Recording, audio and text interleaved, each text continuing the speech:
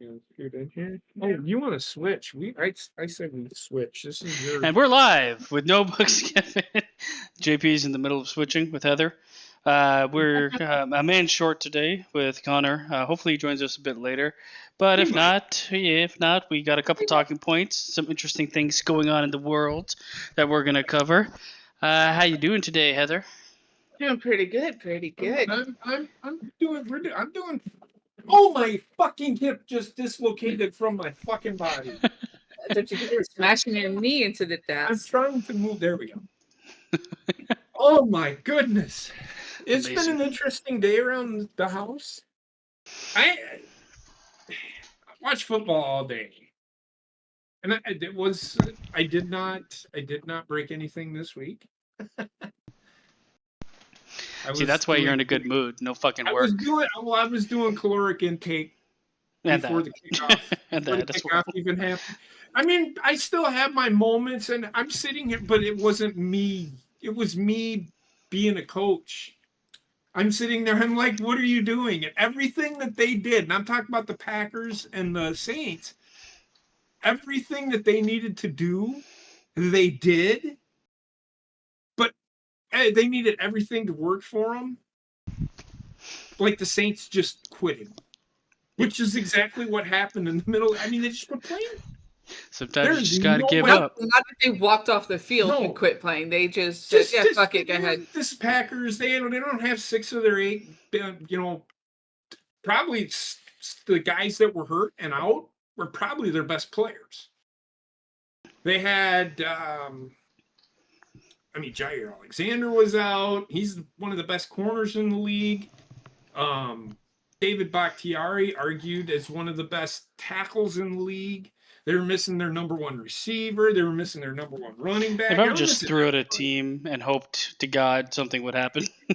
Exactly what happened. It is if you go back and watch the highlights, because if you go on YouTube, you can see every highlight of the game.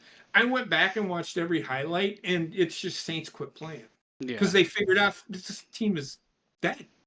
Well, there's only so much you're gonna get from putting your beeline in for the entire fucking game. No, they have their start. They kept their starters in the whole game. Well, the ones that were still available to play, outside of everybody else that was in. Oh, the Packers. Okay, never mind. Packers, yes. The Saints. The only people that they were missing was a guard and maybe a corner. Oh, I thought the Saints had nobody, so they just gave up. Their quarterback did go down. That may have been a little bit of help, but Saints just quit playing. That if you go back and watch the highlights, and I'm telling you, because I did, I went back and watched them. Yeah, Saints just said, "Fuck it, I don't care anymore." Well, we're gonna be talking about football real soon here. I want to say shout out to the chat. We got Jurgen, Alpha, Federico, and Lone Wolf Paw. So yeah, we're men short tonight, but we're going to be jumping into fucking. You know what? Might as well jump into the thing you want to talk about first. Your lovers. I'll talk anything. Yeah, I'll talk Matt Riddle first. I'll talk Matt Riddle first. No, fuck that. We'll talk about everybody's favorite couple. Oh. So this couple can literally be called T Swift. I'm watching Red Zone, right? And all of a sudden I hear you've got to see who is at the Chiefs game. I'm like, all right. Because I'm watching the Chiefs game, right? I'm like, all right. Taylor Swift pops on my fucking TV. She's at the fucking game.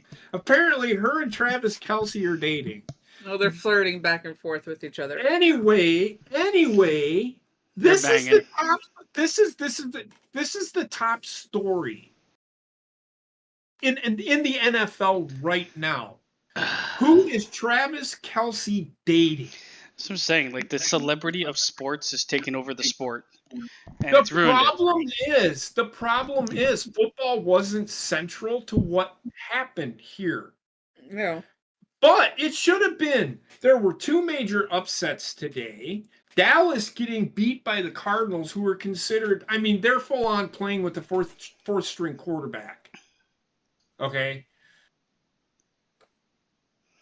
like they're like completely tanking the season to get the quarterback next year.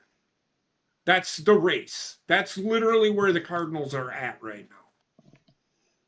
But Josh, the quarterback for the Cardinals, isn't having any of it. This motherfucker went out and made the Cowboys, who I thought are probably the best team in the NFC, and made them look bad for 4 quarters.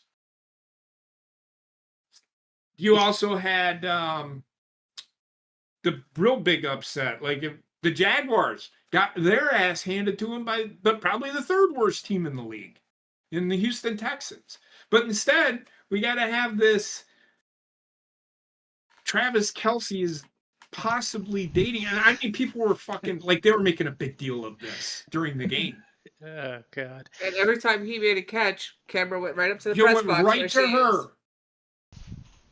It went right reaction every time. It was anything for the extra ratings. Yeah. And the thing is, that type of stupid bullshit will get the people that don't necessarily watch football to be like, oh, they're like the I'm gonna say the wives or the fucking girlfriends that aren't watching football to be like, are they doing it? And it's like, who gives a fucking shit? Who gives a shit? That's what they're doing. That's how they are drawing the casuals. Honestly, halftime show should have been them fucking butt fucking each other in the field, in the middle of the field. Halftime show, right? Well, you can get close. Usher's the halftime show for the Super Bowl. I just find this to be, there's so much going on in the NFL as far as football, and then this is all anybody wants. They're even doing it on the NFL Network. It's like you're supposed to be analyzing a football game, not whether or not Travis Kelce and Taylor Swift. I could give a fuck about Travis Kelce or Taylor Swift for that fucking matter. This is every sport, though. When something happens that's outside of the sport, they run with it like crazy. I know it, but why? And I know why. So when I say why, I know why. It's really a rhetorical question. Why? With these things too, like eventually it'll be diminishing returns. You're gonna hurt the sport by celebrating the celebrity aspect of it. The actual sport gets worse and worse, not the product, but the people don't care for it. They're watching it for these things, right? Yeah. Just like look at the Super Bowl. Half the fucking people that watch it are like, I can't wait to the halftime show. I can't wait for the sport to stop being played so that I can be entertained. Really, that's the logic there. I find it's just, I'm mind blown. Look, I get it. Taylor Swift might be the nicest person on the face of the fucking earth. I still don't give a shit. I don't care about Taylor Swift. If it draws in the casuals, great. But if it draws in the casuals, all it's going to do is get them their eyes on that game for one night. And unless they're going to fucking bring her out every fucking game and be like, oh, they're still flirting. She's sitting on his mother. Because of who the Chiefs are. They'll be on TV all the time, every week. So them casuals are going to watch. And I bet you any money. The NFL will place it. You watch. The NFL will start placing it. And Kansas City's actually in a really good division because most of their teams are out on the West Coast. In fact, all of them are. Yeah. So they're going to get those casuals. They can get that late game.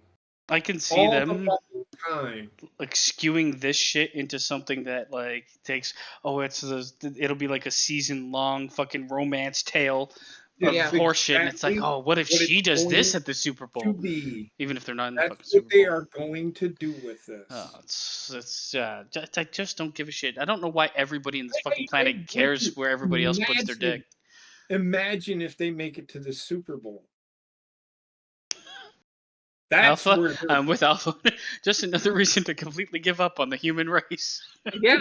Yes. I mean, I don't tune into football to find out who's dating who. I tune into football. I'm of the old school. I tune into football to watch how my team is going to do and what I like analyzing football. I love it. I want to know what I would do to fix what's wrong with the team. Not fucking worry about fucking Taylor Swift and Travis Kelce butt fucking at halftime possibly. I can't wait to watch a season of The Bachelorette for the football. I think that's a thing. That's what people are now watching this for that reason. You know, like people tuning in. Exactly. It's like, oh, we're tuning in for the extra fucking potential love story between these two fucktards. It's like, and it was trending on Twitter today. It was. It's one of the most popular things news-wise that happened today. This of all things, but you know what it is? I think too. Taylor Swift's fan base is like disgustingly ravenous. They are. They'll eat each other to get front rows. Beatles fans were. Yeah. There's a lot. She has a huge fan base, though, which is part of the reason why they did it. And she's potentially. I don't know. It'd be hard to argue that she's not the most popular artist right now. Right up. She's definitely top 3 at the very least. She's right there. I honestly, outside of the Shake It Off song, I don't know what the fuck she's ever sung. No, and I agree with you. She's all over the TV right now. And so is Travis fucking Kelce. Travis Kelce's on fucking commercials all the fucking time. Fucking Taylor Swift is on commercials all the fucking time. But also the fact that, isn't she known for just like having boyfriends and breaking up with them and then writing songs about them? Yes. Okay. So every time she shits down, it's on a random dick. She's like, I'm getting inspired while going up and down. It's horrible. Now, like I said, they may be the nicest people in the world. I think Travis Kelce is a douchebag. He's definitely but I'm just saying, if you're an NFL fan, you shouldn't give a fuck whether or not Taylor Swift. And WWE does this sometimes too. Where they'll bring somebody. Well, this is a WWE move. It's done by the NFL. and I'm telling you, it's really, if you really look at it, NFL has a partnership with WWE, kind of. Well, the thing is, and you're going to start seeing it probably, and you've already seen it a bit in UFC, but like the pageantry of like the face-offs and the people calling people out after the fights, that shit sells tickets. And it being infused in other things does help it. In the WWE, if they go to that, will work in the WWE. We'll see what happens. I mean, as far as this goes, this is it has no need to be as big of a story as it is. Overshadowing the game and overshadowing pretty much everything else that happened today. Well, it needed to overshadow the game because and that's the second thing I wanted to talk about. If you are a Bears fan, you would rather have known who's dating Travis Kelce than what your team is doing. So you can segue into that. You can segue into that. I don't have any image for it, so we're just going to leave these two cunts on the screen. You can just put a bear up there that growls and then runs away because that's what the Bears do. I'm gonna hit on two things with this organization. And I said this Wednesday night, so I want everybody to please understand I am not shitting on the Bears. If you are a Bears fan, you probably understand this. I honestly think that what is wrong with the Chicago Bears is not on the field. No, it's definitely front office. It is in the front office. The McCaskies need to sell the team. The owner is 100 years old. Literally. Look it up. I think she's like 100 years old. Or close to, at least. Or close to it, because one of her sons, who is actually the CEO of the team, is 80. Is almost 80 fucking years old. Now, I'm tired of people not retiring. No, right. And this isn't even the point that I'm trying to drive across. Chicago Bears are one of the oldest franchises in the NFL. They are one of 4 original teams in the NFL. She was born in 1923. Good She lord. is the granddaughter of George Halas, who was the original founder of the Chicago Bears. Okay, so she owns the team. Okay, And before she owned the Bears, she owned the slaves. It was worth $1 when she bought it. So she bought it for $1. If you look on the thing, the team. What do you? The only daughter of daughter. She's the daughter of George Halas, the founder of the team. The team was founded in 1920. Okay. Miss George. So the thing for me with like age, I feel like you can be pretty competent into your old age, but you still can't be as competent as you were at 50, 60, 40 years old. Eventually, you start to be like, I gotta go to sleep at 4 p.m. So the age of this person is not my point is it's not the age. My point is this family needs to sell the team. Not because the team will continue to make money. Have somebody that knows fucking. I'm not saying that they don't know football. They've owned the team successfully for over 100 years. Well, a lot of the times, the people that like their own, it's the decision making they're getting to bring in certain like CEOs or bring in like managers that fail them. Their CEO right now is her son, and he's like 70. But the general like the team build is more, I think, to do with like general manager of the. So again, if you'd let me finish, I'm not saying you're wrong. In fact, I agree with you. When I say the front office, number one, that's number one. The owner needs the McCaskies need to sell because they have lost sight. I don't know, and I said this Wednesday. I don't know if they are coaching or are holding on to this team because they're afraid they're going to move Chicago out of the NFL or the Bears. They're going to move the Bears. That will never happen. That will never happen. The Bears will never not be a thing in the NFL. The Bears, the Packers, the NFL will ensure that the Packers do not leave Green Bay. The NFL will ensure that the Bears do not leave Chicago. The NFL will ensure that Detroit does not leave Detroit. The Lions don't leave Detroit. Or Minnesota, or the Vikings leaving Minnesota. They have too much tradition with a lot of teams in the NFL, so you'll never see certain teams move ever. So it's just a money thing.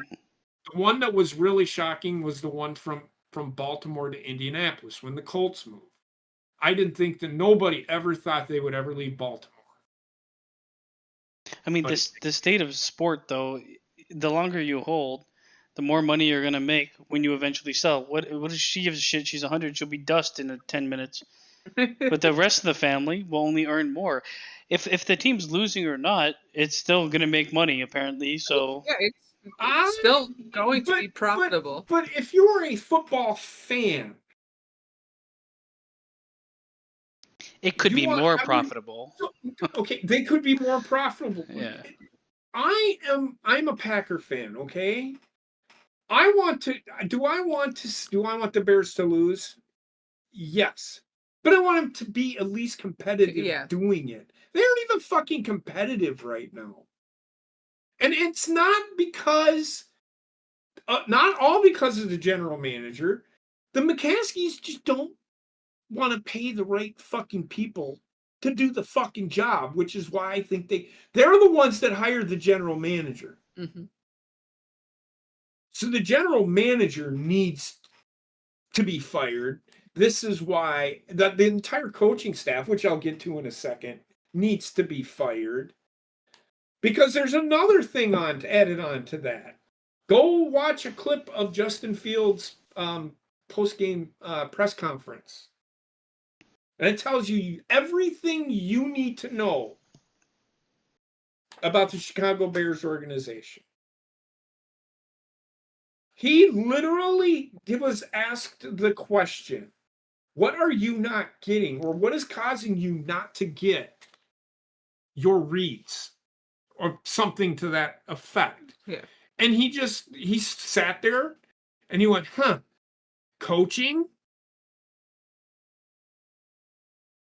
Because he's not grasping. He's not grasping the offense. Yeah.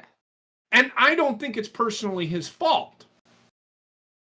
Because if in the NFL, and I explained this, I'm going to try to cut it short. The West Coast offense has verbiage upon verbiage upon verbiage upon verbiage.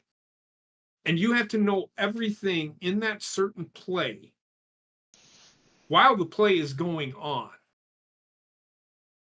Are you following me? That's how the West Coast offense is.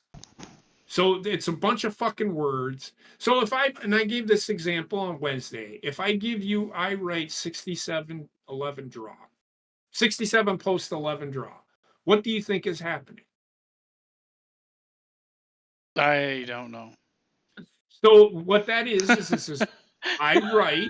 So it's an I formation. If I had a telestrator, I could show you. I right is where the tight end is. The right is where the tight end is.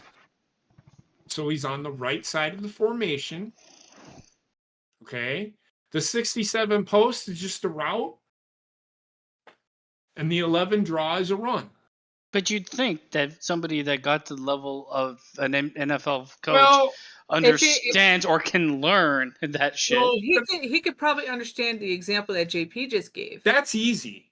That's a simple fucking play. A lot of these coaches come up with like full paragraphs that you have to memorize. I can get the same thing. I write ZXY 76 post, 68 draw, 95 vertical, 78, and that's how, one play. And it just keeps going. And it's like offensive line. Fucking 45 chop. It's just too much verbiage. And he has to say this in the formation. Dumb it down. Yeah, I was about to say.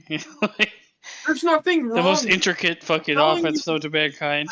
I'm right.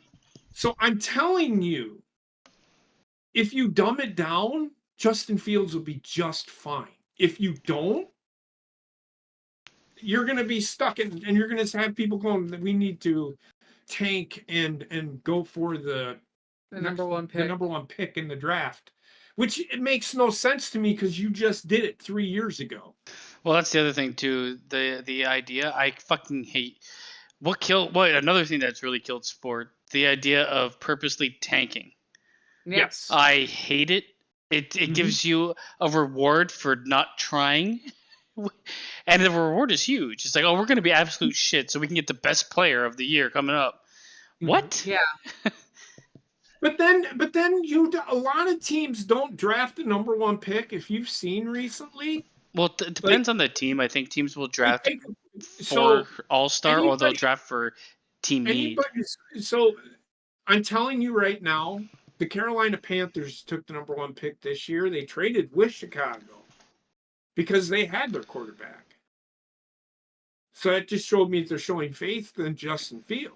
Yeah, they're going to stick with the guy they have and move. Because they could have very easily taken Bryce Young or C.J. Stroud this last draft and just traded Justin Fields to one of those two fucking teams. I mean, think about that for a fucking minute. Well, the problem is you get a rookie quarterback already in a system that sounds confusing as fuck. That guy that went number one in the draft sucks. Well, it's going to take time as well. There's a transition. I'm not going to say he sucks. I'm going to tell you he's not worth the number one pick. Why? He's a project. You don't fucking... Jordan Love was not drafted to be the... Normally in drafts... I mean, yes, he was drafted to be the predecessor to Aaron Rodgers, but he was drafted at that time to develop him.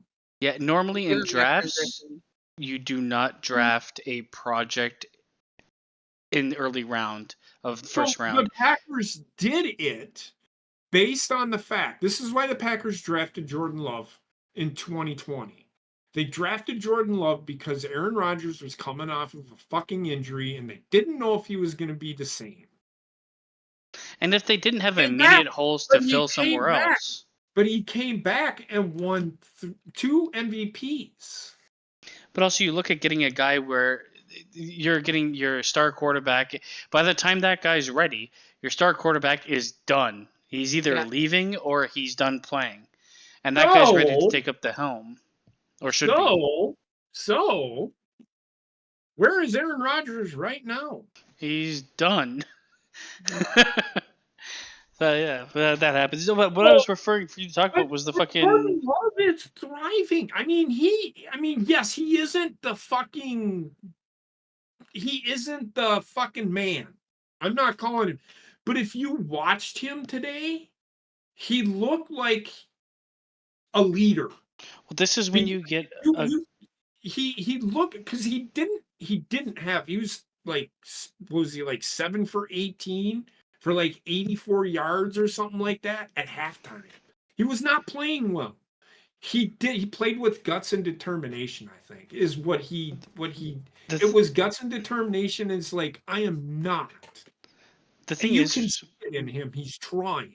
When you have like a team leader and you have a guy that's really good and you bring in someone who has the skill set to learn is the most important fucking thing. Skill set to learn, the want to be better. And you pair that with a guy that already knows it. Even if he's not the best teacher, they'll learn a lot from playing with him. It happened with the Toronto Raptors. We got in a fucking guy that was undrafted. Paired him with Kyle Lowry. He learned a bunch. Now he's an all-star. You know, he's gone now, but like it's just the way that sport works. So it's good to get, like, if you're going to get a project, go with somebody that can learn from somebody from your team, playing with them, because it's different than coaching. It's actually someone that's going through the motions with you and is kind of coaching you, as long as they don't have a huge ego and are terrible. But there was a storyline about the Bears. It was a coach, I believe. It's the same thing. Okay, so that's what I'm.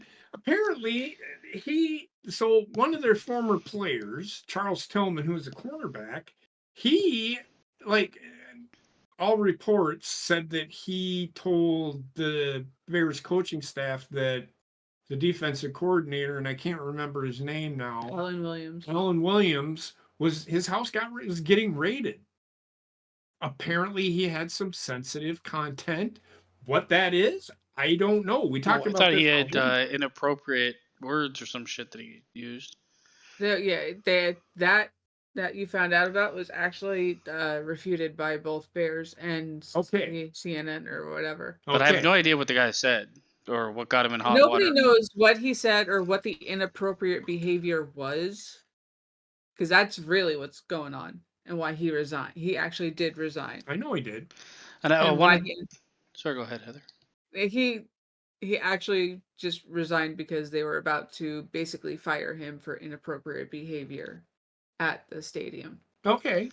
So that's one thing I wanted to use, just small talk about what we talked about last week with Russell Brand getting like attacked and called, or not attacked, just people came up and said they fucking had sexual misconduct with them at a young age.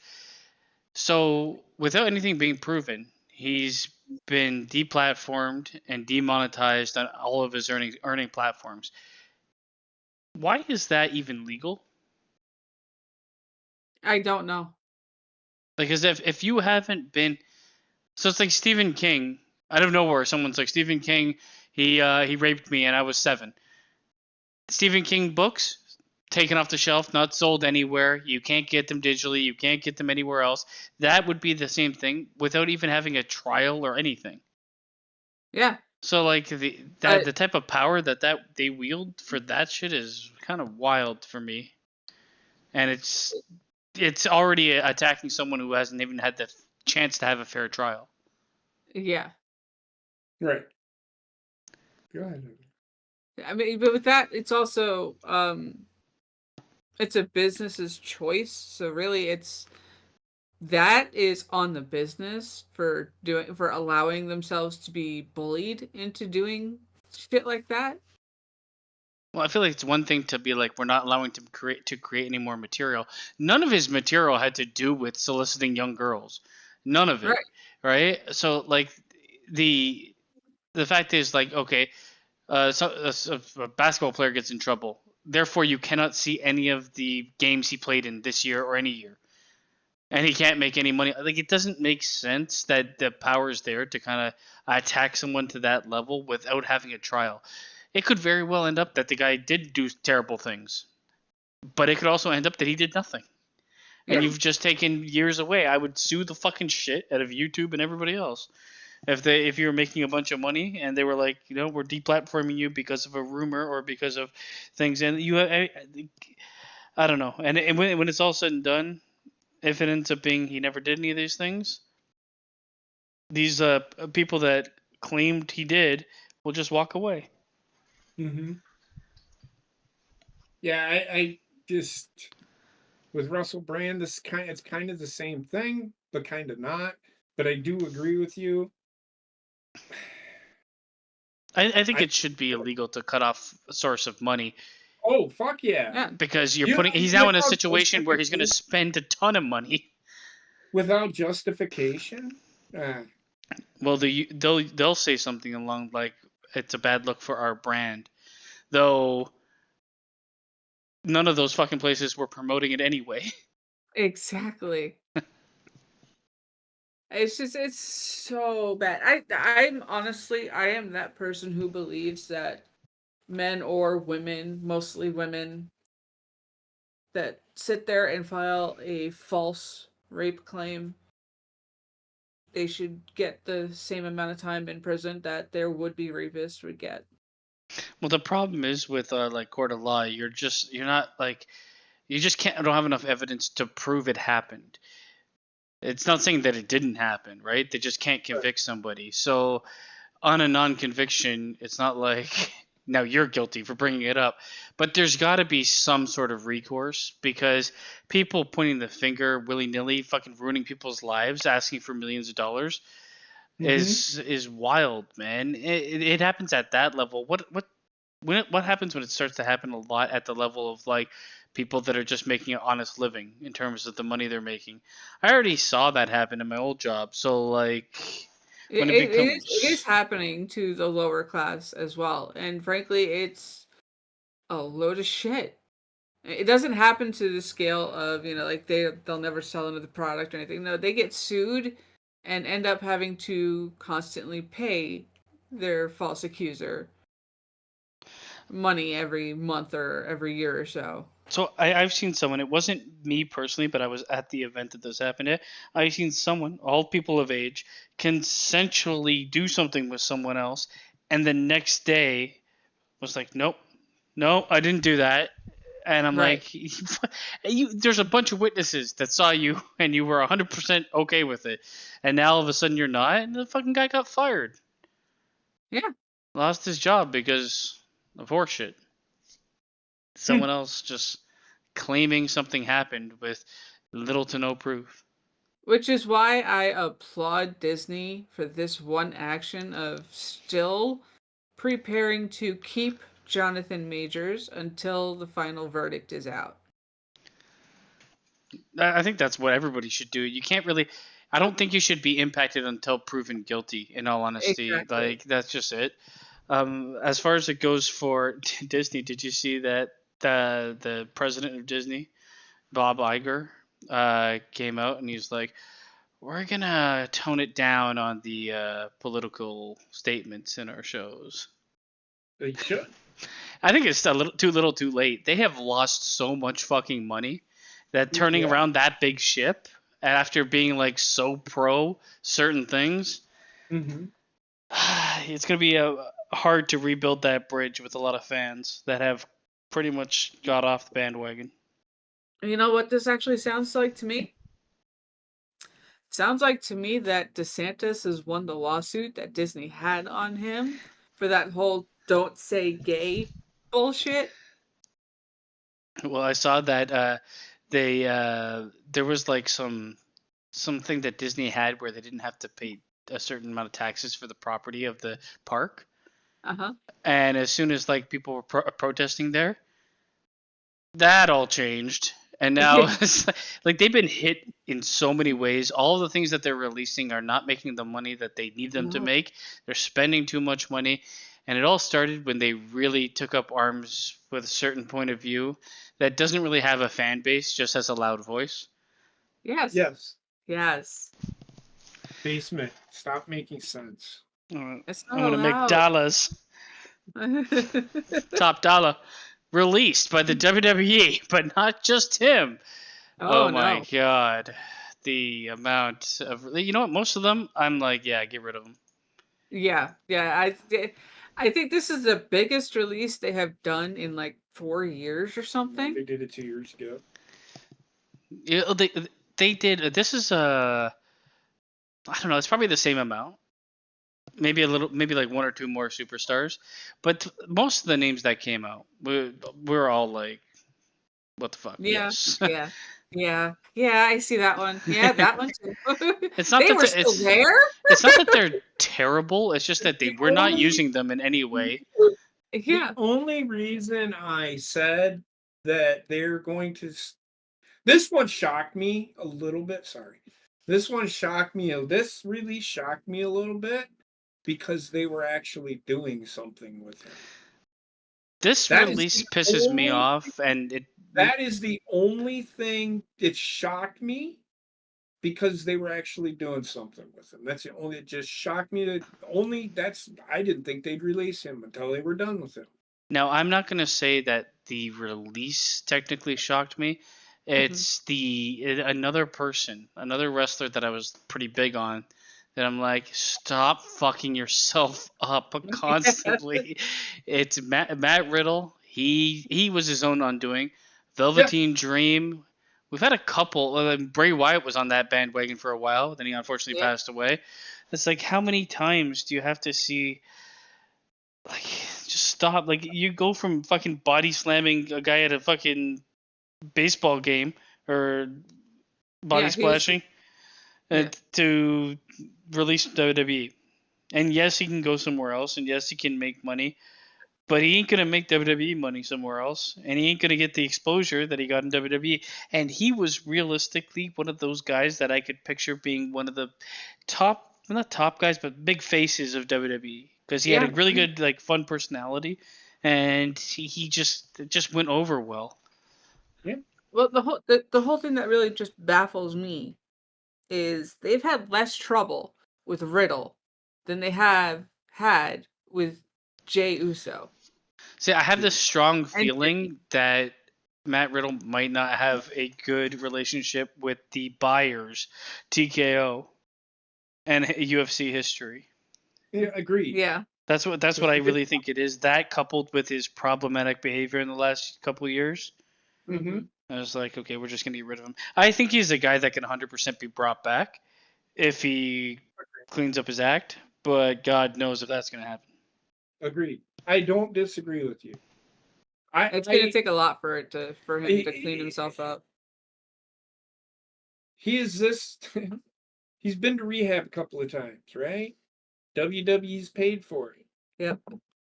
I'm telling you right now, this guy is the new Jeff Hardy. I don't know if he's as bad with substance abuse as Jeff Hardy. No, I think he's the new Kurt Angle.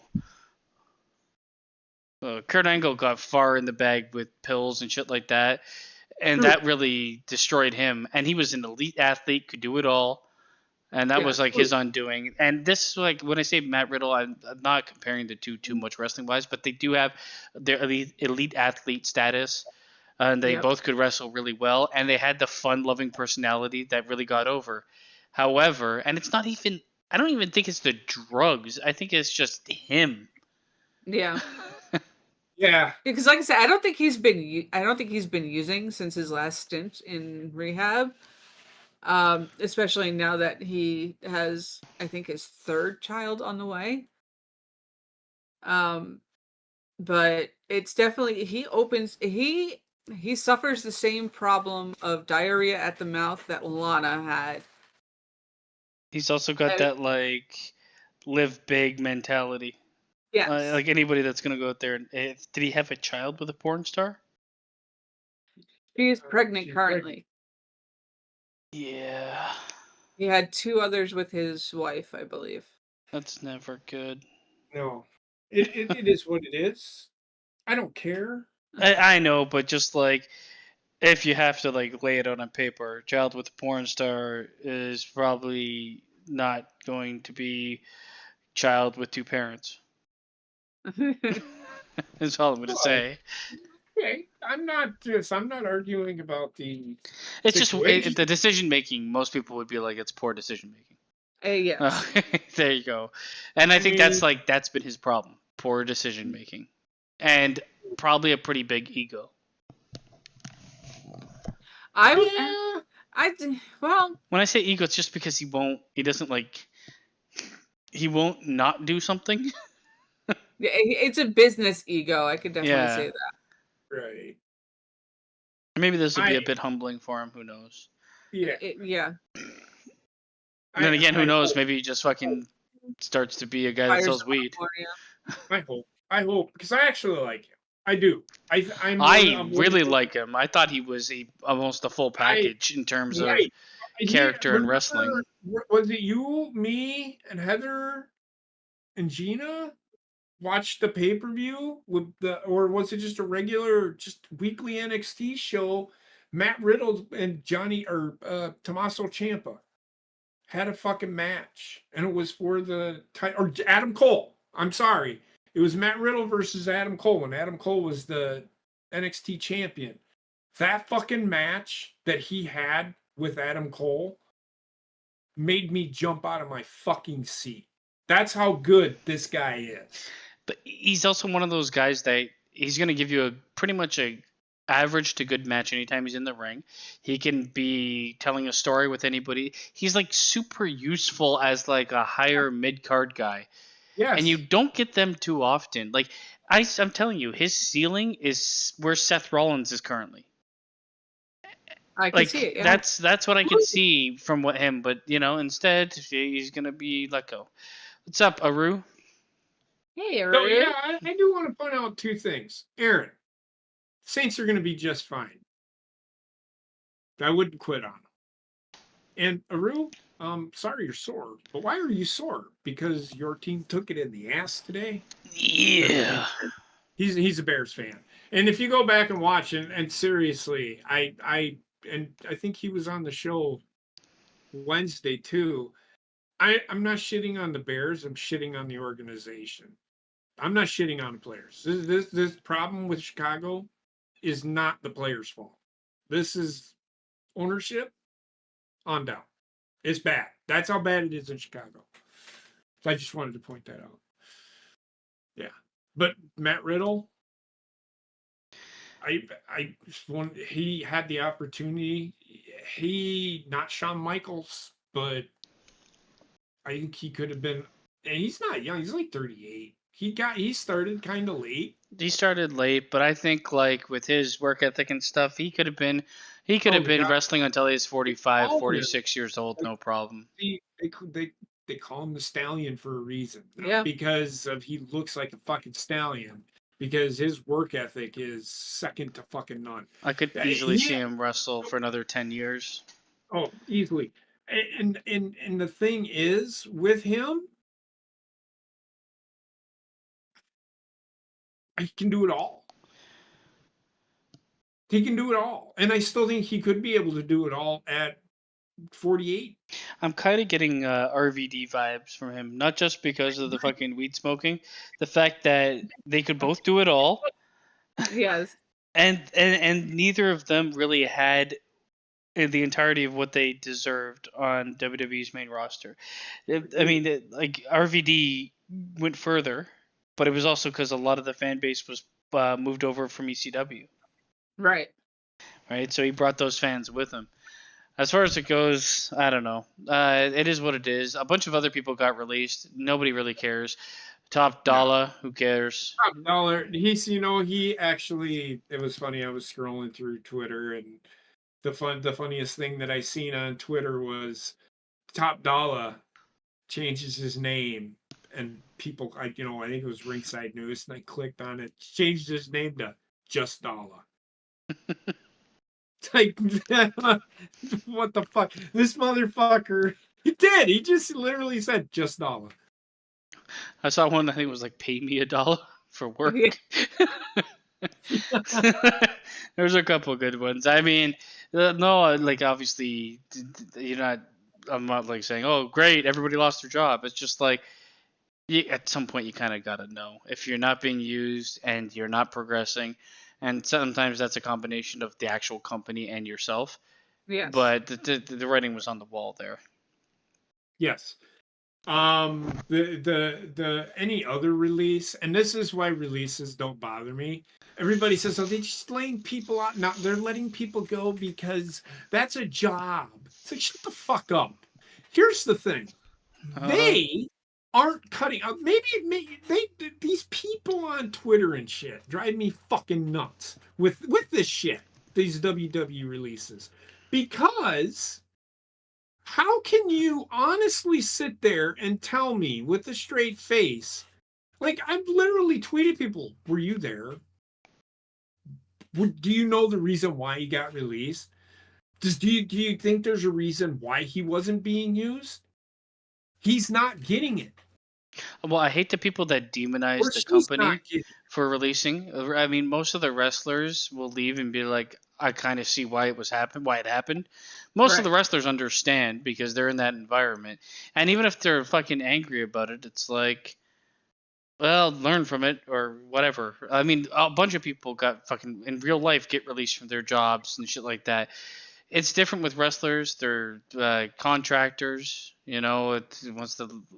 they can fire you once the fucking contract's up. They don't have to hire you. There's a lot of leeway for the company to abuse the wrestlers, though I don't hear very often the wrestlers complaining heavily about the company abusing them.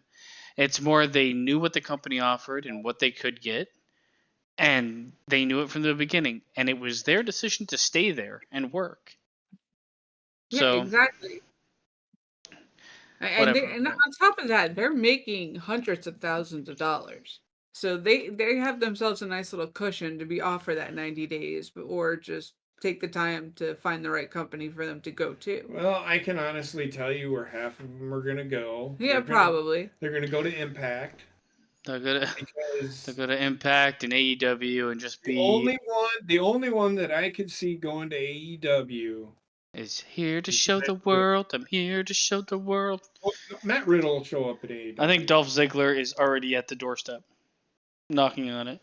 I'm pretty sure he was there yesterday. Dolph Ziggler will be in AEW immediately.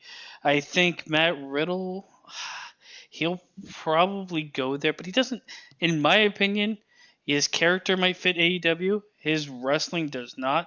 No, it's better than most of the others there. Because he's actually going to wrestle. And the rest of them will be doing fucking triple sow cows off the top rope. He's literally going to try to jump off the rope like they do, like they jump off the cage and fucking kick you in the face. That's what that's Matt Riddle's wrestling. It's literally what wrestling should be. You do something to show fucking impact. Don't just stand on there and fucking do the river dance. That's not what the ropes are for.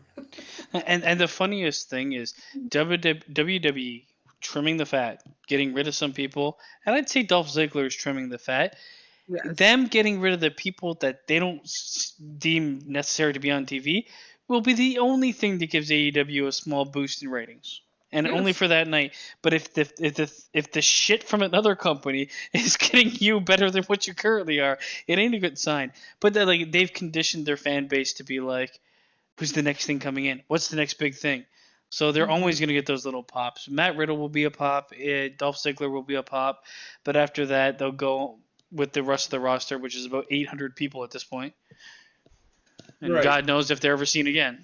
You'll see them show up on fucking for the first month, and then that'll be it. They'll be sitting in the back, not doing anything. Yeah. Because AEW has fallen into the WWE trap of having too many people signed. Because, well, not only that, but the Young Bucks, and I will say this, the Young Bucks will be there. They don't want a Matt Riddle coming in there. They have, like, they think Chris Jericho is that guy. Oh my That's God, all they he's like need. 55 years old. You know, exactly. What I would like to see is Kenny Omega from New Japan and Matt Riddle. I like to see that match, but Kenny Omega now. When's the last time you gave a shit about a match you had? From a guy that used to put on 5-star classics to a guy that could literally not be wrestling for how much I pay attention. I think it's been since the Exploding Ring match. Yep. So he aligned with Chris Jericho. So there's your AEW storyline for the day. That's what they're doing now. I remember when AEW started, and it's like, oh, it makes sense to put the title on Jericho as the first champ because he can do it all, and they didn't really have the wrestler there that could work the mic as well as wrestle. Uh-huh. However, that was like that. You do that, and then he like goes into the back and doesn't do anything. Nope. What is it? 6 years later, 5 years later, the guy's still fucking main eventing their card. Yeah. What's the? Oh, come on, man. You got Sting, fucking decrepit's ass, keep wheeling his ass out. Yeah. Right. If Matt Riddle shows up, if Roman Reigns showed up in fucking AEW, I think the Young Bucks would have a problem with it. Well, if Roman Reigns showed up there, he'd immediately be the most important thing on their show for the rest of mankind. Yes. Correct. And that would upset the EVPs. And that's exactly what I'm getting at is I don't think they don't want to be the center of attention. The problem is with the EVPs being wrestlers, you have that bar always set at them, and nobody shall ever go beyond it. So your best, the cream of your crop is going to be who's EVP there. And with Cody gone, you don't have a face of that company as a wrestler. The next one that's even possible is MJF. And he is like, you've already fucking killed his reign. You did. He's wrestling in the mid card as a world champion. They should have never put the fucking title on the kid. I don't know I don't think they know what they're doing, to be honest. They But don't. They don't. It is what it is. I don't know. As far as the releases go, it is. I think I expected everything but Matt Riddle, but at the same time, I understand Matt Riddle. Yeah. I don't disagree. I think Matt Riddle, fuck Matt Riddle. Yes. But it's just a what if, man. Yeah. And that's what it becomes. That's the kind of game it becomes. Now I've seen it. Who's Matt Riddle going to have a dream match with in AEW? There's a few people I could say would, but I don't think.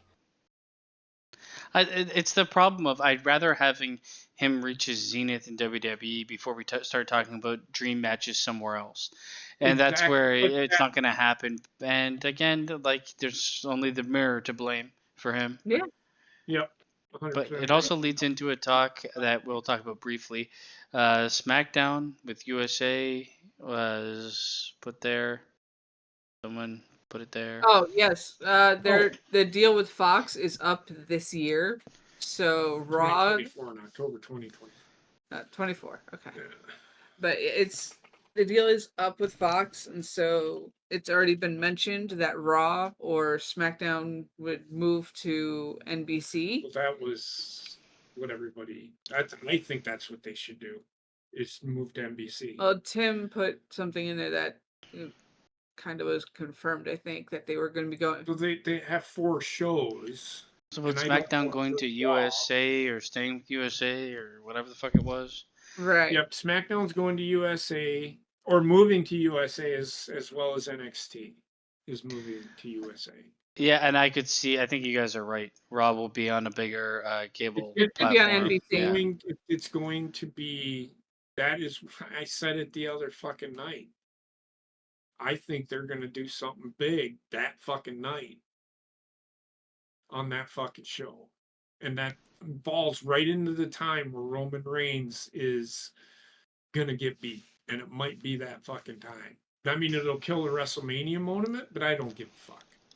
They're good at that, so okay. Well, yeah. Every WrestleMania moment for the last couple of years has been like, oh, so this is what they did. Yeah. Right, but I think having that be the moment, it doesn't have to be at fucking WrestleMania. WrestleMania doesn't have to be booked to have just be a moment. Right. I think you could have Roman Reigns at The Rock is the moment at WrestleMania. Right? Okay, and that's fine. I'm fine with that. I just think that moments are stupid because they try to make a moment happen. Unfortunately, WrestleMania is the moment pay-per-view, not the wrestling pay-per-view. But they try to make something a moment, and it just falls on its face. They try too hard. There's a couple of times where they're like, we know this is going to be a moment and we'll do our best to hide it from the fans. But then they're like, this is a moment. And you know why it's a moment? Because we're telling you it's a moment. And we're going to have fucking Bianca Belair win the title and cry. And because everybody's told they're a moment, most of the people watching have the IQ of 10. They're like, moment, yeah. You do. You see it on Twitter. That was such a great moment. Uh-huh. But was so it? Great, so great, so I great. mean, I'm going to tell you right now, if I was to win a world championship, I think I'd cry too. And wrestling, wouldn't you, Basement?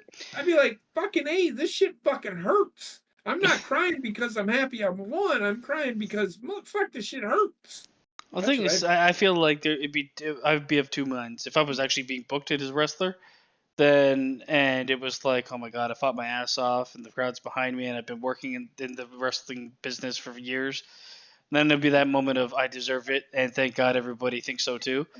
Yes. But with Bianca Belair, it's you're the right color and the right time. Yeah. And no matter what, everybody, it's happening whether you like it or not. And remember, it's a moment. God damn it. Remember. And we're going to tell you it's a moment, and you're going to remember it's a moment because if you forget, we're going to do a top 50 moments of WWE history, and she's going to be number one. And we're also going to give you this like backstory of her when she was an athlete and became like bulimic, or I don't know what the fuck happened to her. She had some problem. All I could see was she could do squats and she could run real fast. Yeah, but she had some sob story, like something. She went to like insane asylum or something. She had image issues. She's like any other fucking teenager. She had image issues. But you know, they were like, we need people to care about her. What terrible thing happened in your past, Bianca? Because we have to fast track this shit real quick. There was this one time that I didn't eat. Oh, so you didn't eat. So you have bulimia. That's anorexia. Bulimia is I puke after I eat. So she had that disease. I think. That's what she had. She was like, and I dealt with it for 4 months. Yeah. So, okay, yeah. Like I'm not downplaying the fact, but this woman was like 20 years old when she's like getting her WrestleMania moment. So how long did she really struggle with anything? She's been alive almost as long as the shit I took yesterday. So holy fucking Christ. It's like, did she really have this hard fucking upbringing? She was like a track star and all this shit. And then they're like, at what point in time did she struggle with this? And how long did it happen for? Because it seems like she went from high school to WWE. Yeah, she did. But yeah, I've been, you know, the story, I don't even know, but I could just hear it now. And I'm sure it's out there. And I think it's out there. Because they did vignettes on her all the time where she said, I think she said she was bulimic for 4 months. But she only did it 4 times during those 4 months. I threw up 3 times when I was 17. I'm ready for my WrestleMania moment. I think they were just like, I'm sure there was like, she had an issue when she saw a doctor for it. Yeah. But in order for her to have struggled with something, that woman would have to be 30 years old. Not 20. Well, she is 30. She is 30. At the time, she was like 24 or something, or 25. She was like, it was, I don't know. I don't give a shit. So I will say, although I don't care for Bianca Belair, they're trying to build a story, a sympathy story with girls and issues of image issues, whatever. Isn't everybody under the fucking sun have body image issues? Yeah. Yes. It's just some people talk about it and some people just suffer in silence. Oh my God, there's a midget on TV. Holy fuck. Some people just suffer in I thought silence. there's gonna be something else. But I just can't, I just shoving that down my throat when that's why I didn't care about Bianca Belair. They were shoving it down my throat. Well, Like, okay, it's the I get fact it. of I making don't care. Well, they kept doing the same thing over and over again. They kept having the vignettes. It's like you're shoving it down my 2 years. her having body image issues and struggling with like bulimia or anything does not make you a world champion. No, it doesn't. Okay, fuck all that shit. It's part of your story to build you up there. You are not ready. You can't talk on the mic very well. You can play only one character, and you wrestle like Hulk Hogan. I mean, she's more athletic. She's more athletic, but it's so robotic. It is. No, and you're 100% right, and I 100% agree with you. But that is literally what I think they did with her. Well, they had to give something. And I will say this, because she can't talk. The only reason that she is where she's at is she's very athletic. She is very athletic. I will give her that 100%. Well, how do you get someone over as a baby face on the main stage when you haven't had time to build up a struggle story? You go to their past. Most of the time, these stories in the past where the wrestler got injured for a year, rehabbed, came back, and then they show that rehab process. They didn't have that with her. So they had to go into the past and drudge up shit and make a vignette out of it. She just wasn't ready. And this is like, I mean, neither here nor there, but they manufacture fucking moments instead of allow moments to actually just happen. I think and they miss on moments too. The manufactured moments they miss on. When you get like, all you have to do is put two wrestlers that are icons, the Roman Reigns and The Rock in the ring, you'll get a moment. You have the Hardy Boys returning at WrestleMania, you'll get a moment. I think they could have had. I think this could have been gone down. This WrestleMania. Going down. Could have gone down as one of the best WrestleManias ever if they had given you the moments that everybody wanted. And they were on track to give the moment to the fans, is what they were doing. Not because the fans kept clamoring for it. They were, but they were going to give it to they had the real opportunity to let the fans think, oh my God, he did what I wanted him to do. I feel like you can blue ball the fans only so long. Exactly. And Triple H is blue ball master. He might blue ball too much. Kratos, this is not the first topic. We're actually getting towards the end, but yeah, and when it comes down to it, SmackDown will move to USA. Raw probably will go to what NBC you guys said. That sounds about right. It sounds right to me because you're going to want more eyes on the product. I would have thought Raw would have gone to Fox, but again, they didn't want to fucking do that because it's been a USA staple or an NBC Universal staple for years. Well, we'll see what happens. In the end, they'll make the decision that makes them the most money, whatever that is. Especially with TKO running them. It's actually going to save them both money because NBC is part of the Peacock network.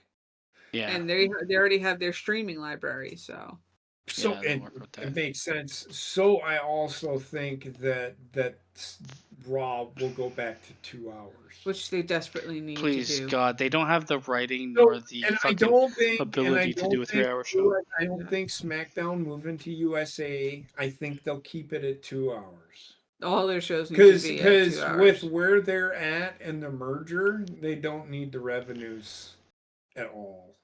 Like they could literally buy out the commercials. That's where they're at. I feel like what they'll do is they'll do the NBC live show, and then the rerun will be commercial-free streaming. Correct. And it could be next day on the network too, if they do that too, because they'll already have that package. Yeah, I mean, we'll see what ends up happening. But that's enough fucking wrestling. Gotta get away from it for a minute here. Kratos says, I was watching the replay of Death Before Dishonor. How did you all do 3.5 hour show? Nothing but multi-man matches. We did 13 matches in 3.5 hours. We didn't have all nothing. They weren't all multi. Well, there was a really long tag match. Yeah, that was not really. That's what that was. That was about 40-minute tag match. I have to go back and see how long it really was, but it was pretty long. It wasn't my intention. So I think personally, I'm going away from a tag team division. My tag team division is gonna be fully tornado tag. It's gonna be 2-on-2. Yeah. That's all I'm calling. I'm not calling it. And we might as well all do it unless of certain circumstances, because it's just gonna cut down on time. It does. Yeah. Otherwise, you can't really do tag teams because they just take up way too much time. Yep. Tornado matches are great. 2-on-2, I think that it books itself. Personally. So there's another thing we could talk about here, and I don't have any segue for it, but Mortal Kombat 1 is here. However, it's here for the glorious Nintendo Switch, which we all know seems to get games that's incapable of playing correctly. Yes, that was such a huge mistake. That is the brand new Mortal Kombat 1 as played on the Switch. That's the graphics you get when you play that game on the Switch. Dude, is she punching that dude? Like, so hard. Now, to be fair, I saw the gameplay and it wasn't this bad. This is like a screenshot, and this means like when you're stopping the action to see exactly what's on there. Fluent wise, it looks a bit better, but I don't understand I get it, there's money involved, but if you have to create a wholly downgraded version of your game to be played on a platform that people are just going to make fun of it for, what's the point? Exactly. They've seen this happen so many times with so many other games. Mm-hmm. How could they have not sat there and said, no, sorry, Nintendo, still not happening? The one thing why this frustrates me is because I feel everybody under the sun gives Nintendo a pass for having inferior fucking systems. Yes, they're like, oh, handheld, but there's the fucking Steam Deck that's handheld and shit looks way better than this crap. So like, they're looks better. Why I wanted to highlight the Switch specifically, the Switch, fun console, poorly made, like very holy poorly. Shit. The one that the one version that you guys had, you and Connor had, dies immediately unless it's plugged in. Even mine dies immediately unless it's plugged in. But then you take certain games and they look either really good on the handheld and really shit on the TV. Like I tried to play The Witcher on the TV through the Switch, and I'm like, okay, well, never mind. This looks like fucking absolute garbage. So like, it's Nintendo sticking to Nintendo and having shit systems, not shit systems, just like not up to the quality of other systems. But playing their own games, fine. When you get those ports and they're terrible, and they cost like, how are you charging the exact same price for this as on PS5? $80, yeah. And shit never goes on sale for Nintendo. I feel like PlayStation and Xbox, and I know Nintendo makes a huge amount of money, but it's like at some point in time you just gotta say no. It's the developers. Yeah, exactly. I get like how it works, and I get why they do it, but it's just nobody ever holds accountable Nintendo for the ports. People complain about them, but it's never like, oh, we're gonna laugh, and that's it. What's a port? A port is a game built for one station and transforming it so that it can work on another station. Yeah, it happens a lot with games from console to PC or vice versa, Right. And they almost always have problems because the interface doesn't carry over to the other system, or the game looks like absolute dog shit, or runs like dog shit. But I can't believe in 2023 this being released as a fucking full $90 game with it looking like that. I can't either. And if you're gonna release it and it looks like this, it should be $30. Yes. I don't get how people always harp on PlayStation and Xbox so that they have to upgrade their system every fucking year. But don't harp on Nintendo for the same fucking bullshit. I mean, Nintendo is literally 5 generations behind with most of their graphics. And it works, in my opinion, for the games that Nintendo releases. It's these monstrosities that have always the problem. It's like, when will this be available on the Switch? I hope to God never. Never, yeah. Because what you're going to play is a game from 1992. Yeah.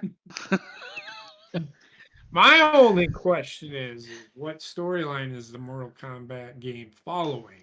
So they're resetting the universe, but they're, from what I understand, they're starting at the beginning of what happened in Mortal Kombat. Okay. So they're resetting everything, but they're also going to show how everything started. And it sounds, actually, the game sounds pretty interesting. You're going to have storyline mode. They got Jean-Claude Van Damme as Johnny Cage, and they got his likeness, and he's doing the voice acting, which is something they wanted from the beginning. And they have pretty cool, secret characters. The one thing I find with Mortal Kombat is how quickly I get bored of playing it. Yeah. Well, unless you have people to play against. I did the storyline for it. I mean, I thought it was pretty fun. But... Yeah, I mean, I'd buy Mortal Kombat and play the storyline if you had different storylines for every character, or you had enough content to give me 12 hours of storyline. But I would never pay $90 for that. No. Because once I'm done with the storylines, chances are I'm never playing this fucking game again. Yeah. I mean, unless I have somebody else to play against. And even then, it'd be like, we're going to play a night or two of Mortal Kombat. Yeah. Get an extra week out of it at least. Then you can each go through all of the characters and all the unlockables. Yeah, so I mean, when it comes down to it, Mortal Kombat is still a fun game. And the lore is cool and interesting. But they had to reset it because it got too fucking insane. Yes, it did. Holy game fuck. Looks good. The game looks good on PlayStation and Xbox, and it looked like it'd be a fun stream to do for a month or a month and a half. Or we did the tournament, but it's too expensive. I can't justify spending $100 in Mortal Kombat just to stream it, basically. Yeah. No, I get you. I don't think I have a feeling that game's going to go on sale soon anyway. Yeah, I doubt it. It'll be on sale. At minimum, it'll take a year for it to go that way, I think. The last one went on sale pretty quick after it came out. Yeah, but with the hype now, with them doing the movies, and the reset, it might take a while. Yeah, I mean, you might get a $10 discount. I'm a huge fan of Mortal Kombat, though. I enjoyed the lore more or less. Mm-hmm. I do. I think it, but I don't know if I could. I'd watch somebody play it. Yeah, I would too. I mean, I was never amazing at Mortal Kombat, but I mean, it's one of those things where you're either playing and you're button mashing, or 2 combos or 3 combos, or you're one of those people that know every combo. There's a huge divide between Mortal Kombat players, and the funny part is, even if you fucking spend all the time and you learn all the combos, someone button mashing can kill you. Mm-hmm. So I think, and personally, that's what Kenny Omega wants wrestling to become. Exactly what Mortal Kombat. That's why I would have never put him in charge of helping the game's development. Nope. He loves Street. He loves Street. He basically tried to make Street Fighter the wrestling game. And where's that game now? Nobody's playing it, and it's trash. There's still more people playing Hogwarts Legacy than there is fucking. Yeah, but he released an arcade wrestling game without arcades. Yes. And it's well, people are going to play it. Nobody cares. Nobody cares. Only if it were a platformer. A platformer? Or even if they just did fucking... You know what they should have done? They just should have used the AEW characters and made a Streets of Rage. There you go. Side scroll, definitely. Yeah, side scroll, beat 'em up. That shit's coming back hardcore. Or even if you do 3D environment beat 'em up and you just did it right. Power Stone... Not Power Stone. What the fuck was the game? Marvel Ultimate Alliance? Do it like that. Yes. Yeah. I think they should have done anything but a wrestling game. Let's put it that way. Because that's not good. I mean, that game's have fucking grade A #1. grade A dog shit. We know it's dog shit.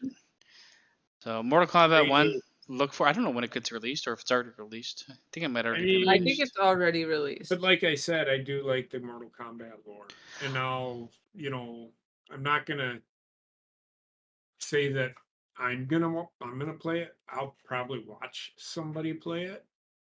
I'll probably go to Gamers Little Playground and watch them play it. Here's my question: we all watched the movie, right? Yes. And we what was the guy's name that was not a Mortal Kombat guy, but he was the main character? Cole or something? Yes. Cole, yeah. Okay, so do you think he's in the second movie? Yes. I don't think he will be. I personally think he is the one that is the key to this whole thing.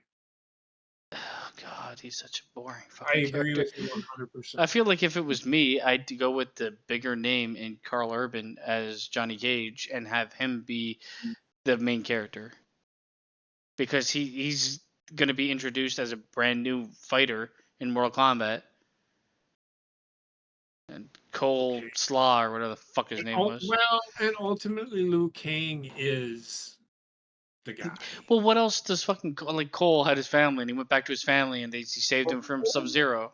So apparently, Scorpion wasn't a bad guy. That's the story they're going with. He was forced into being a bad guy. Yeah, but I have no interest in seeing that character again, personally. Yeah, I felt him to be the worst part of the first movie. I hear you. I don't disagree with you.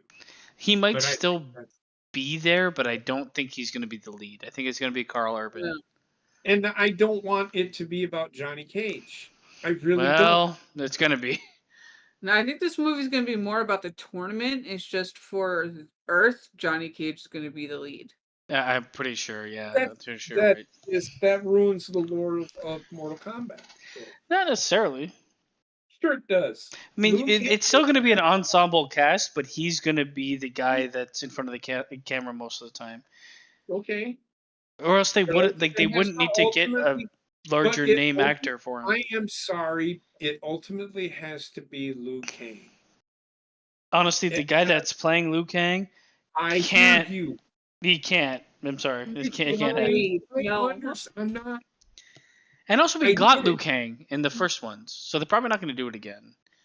He'll be prominent, but he will not be the lead. Okay, then they are ruining the lore of Mortal Kombat, is my point. Then that's what they're doing.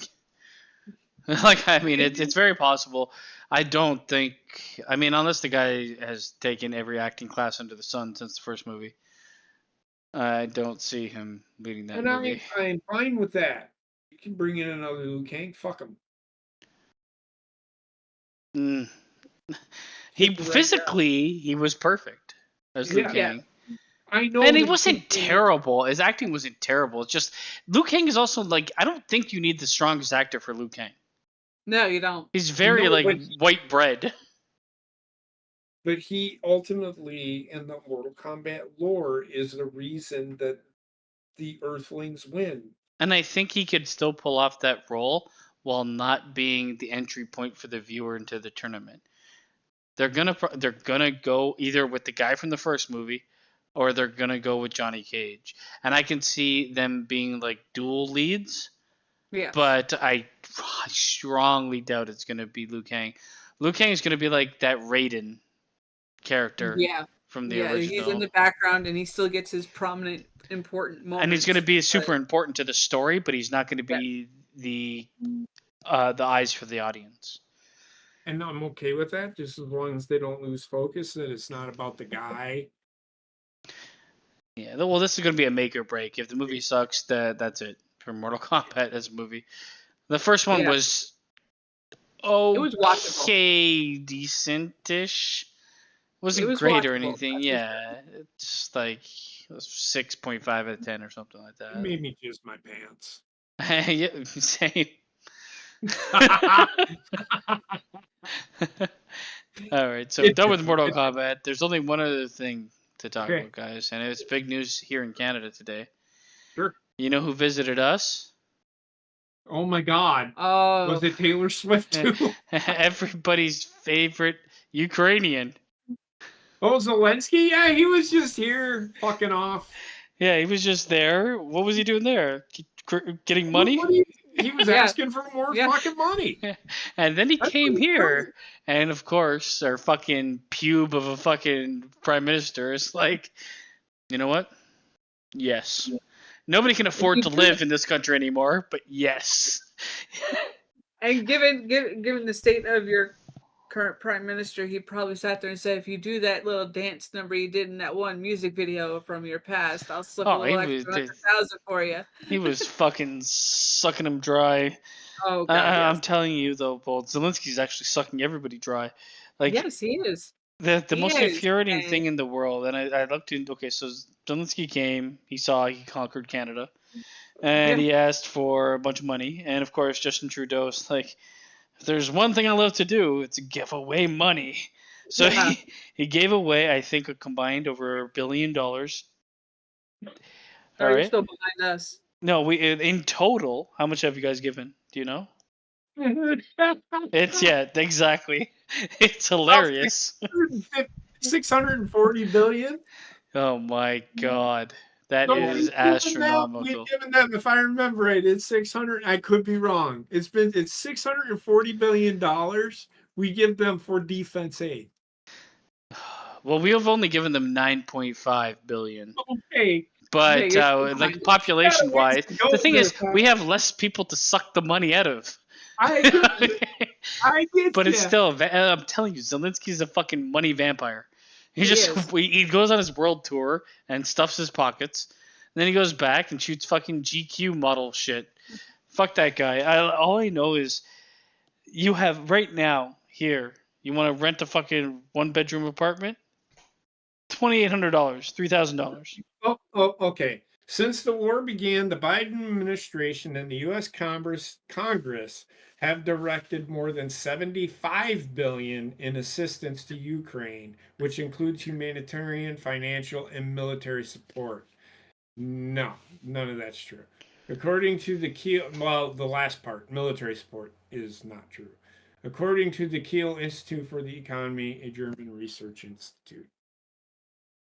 So we've given them $75 billion to build their defense. So the thing I've seen, and I saw, like, when I looked on this, I saw like some people that commenting on Twitter about it, and it's like, oh, Canadians are a bunch of fucking cunts most of the time anyway.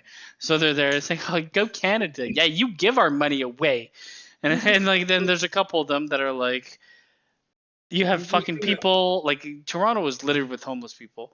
It is. You guys, nobody can afford to live here anymore. The rental cost, the pricing, the housing market is astronomical. It's to the point that you have to be a millionaire to buy a house. Yeah.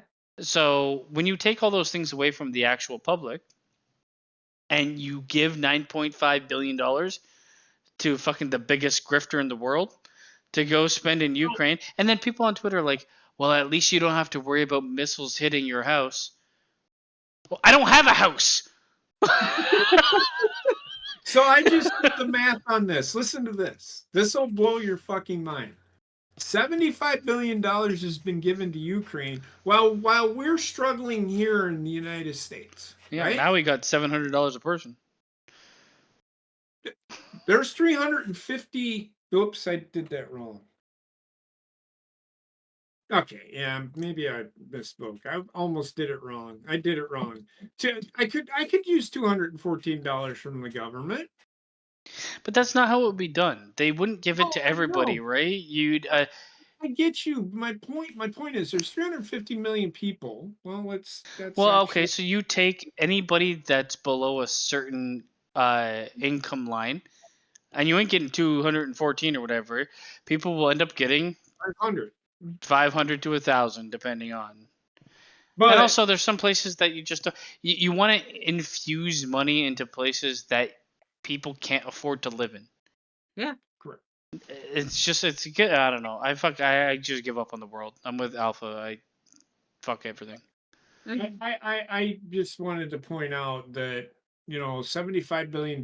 We got people. I mean, yes, not everybody is doing great here in the United States. We have a president who sits there and fucking tweets out things like every tweet he makes is like, actually, this is wrong. He makes out a tweet. Our economy is growing. No, it's not. No, motherfucker. People just went back to work. You didn't create any fucking jobs. All that happened is everybody got sick and tired of fucking being cooped up their house because they were sick of looking at their fucking kids. Said, fuck it, I'm going back to fucking work.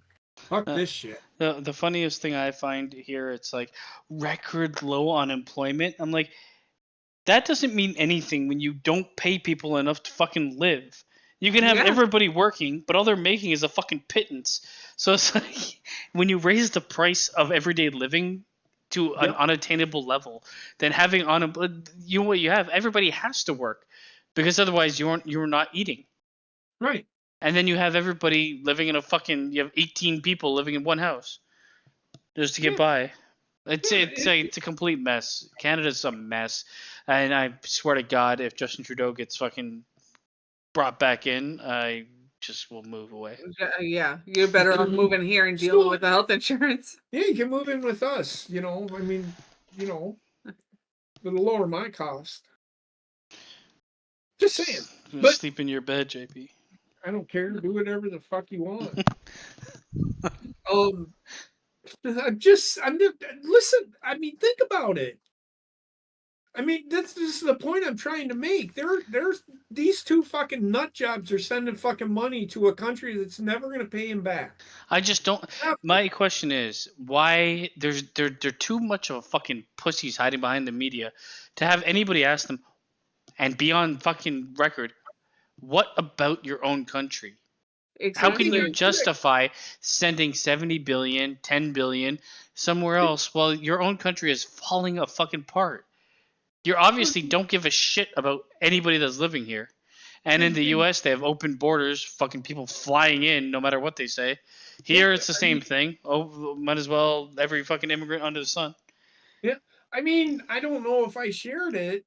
I thought I did, but fucking what you just said, that's a thing.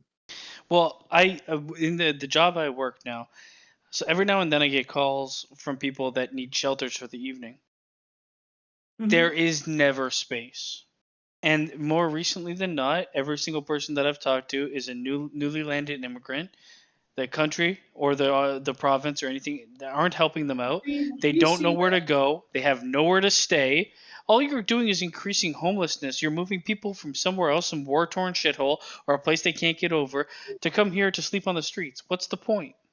Yeah, we have that. I mean, fuck, we live in a community of 5,000, 10,000 people. And we see that shit all the fucking time. Just came here as an immigrant. I've seen it on the street daily. We're moved here. We can't pay for rent or food. Why? Okay. This is and Biden's not seeing this. I don't know what he is. What any one of these politicians are trying to get at. When I'm pulling out a fucking Walmart, right? And I feel bad for these people. They're fucked because they're told they're going to a place that's better, and here they'll get off the boat and they'll get very little help, and then they'll be like, okay, how do I heard this is the land of opportunity. Well, can you make over $100,000 a year? No, then you're going to live on the street. That's it. The middle class is completely gone from where I live. Completely gone. You can't live. And these are people fresh off the boat. They don't have any family, don't have any friends, they don't have any connections. They're going to start working at McDonald's. You know what McDonald's gives you? A refrigerator box under the fucking highway is what McDonald's gives you. And that's what you're going to get. That's a pretty good analogy. Well, see, here it's different. Here they get preferential treatment. Well, here for a while that was going on, but the influx is so high that so many of them end up on the street. And all you're doing is importing homeless. In what world is it, again, the great economic choice to import homeless people? This again, he's like, they're helping us grow our economy. No, they're not. They're living on the street. Asking me to give them fucking money so that they can fucking eat. That's what they're fucking. That's what our government is doing. Right. All I ask is if you're gonna bring anybody over from anywhere else, have a plan. Yes. You have fucking $100 billion. Okay, you have $1 billion leaving fucking Canada today to go with Zelensky on his way home, and then you bring in people you're not going to get any money to. You're not going to give any guidance to, and you're just like, oh, you're here, make it work. Those people will either live on the streets here, or they'll have to move into fucking like Nunavut and live in a place that has light 24/7. Like and there's no jobs up there. It's all fucked, man. The leaders need to be honestly fuck Justin Trudeau. I fucking hate him. They're all fucking idiots. I mean, I don't even live in America, but I hate Biden. Yeah, I can tell you that right now. And I saw did you see the Steve Harvey thing about? I'm not just talking about Trump? The liberals. I'm not just talking about. They're all bad. They're all bad. They're all terrible fucking people. Yeah, they're all horrible. While you're sitting there fucking trying to figure out how you're gonna put fucking food in your mouth or fucking have heat and air conditioning, these fucking people are sitting in fucking Washington D.C. fucking making millions off of fucking earmarks. Well, this is the way I look at it. So back in Canada, probably like 50 years ago, 60 years ago. Anybody that moved to Canada, one of the bigger cities, it didn't. As long as you were working, you could have a life. You could have a house. You could have kids. You didn't really have to worry. As long as you were, it didn't matter the job. Nowadays, you have to be like 10 years fucking trained in school to get a job that's way under your pay grade, and you're also super in debt. It's like unless you're a lawyer or fucking a doctor or any of these like huge fucking jobs, which there aren't.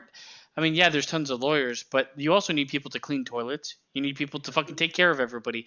If you can't pay them a livable wage, what happens?